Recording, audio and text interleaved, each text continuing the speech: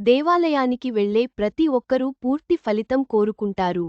కాని, కొన్ని చిన్న తప్పుల వల్ల ఆశించిన ఫలితం లభించకపోవచ్చు. ఈ కథనం ఆ తప్పులను గురించి వివరిస్తుంది.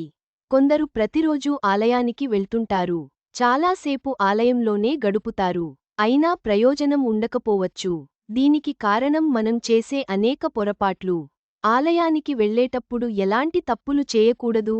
చాలామంది తెలియక చేసే తప్పులు గురించి ఇప్పుడే తెలుసుకుందాం. చాలామంది ఆలయానికి వెళ్లేటప్పుడు చేసే పొరపాట్లు.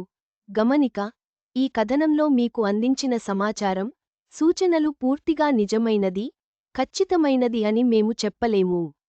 నిపుణుల సూచనల ప్రకారమే మేము ఈ సమాచారాన్ని అందిస్తున్నాం. వీటిని పాటించే ముందు ఖచ్చితంగా సంబంధిత రంగంలోని నిపుణుల సలహా తీసుకోవడం మంచిది. ఆలయ దర్శనం ద్వారా మనసుకు శాంతి, ఆధ్యాత్మిక ప్రగతి లభిస్తుంది. పైన పేర్కొన్న విషయాలను పాటిస్తే మన ప్రార్థనలకు మరింత శక్తి చేకూరుతుంది. భక్తితో కూడిన ఆలయ దర్శనం చేయండి.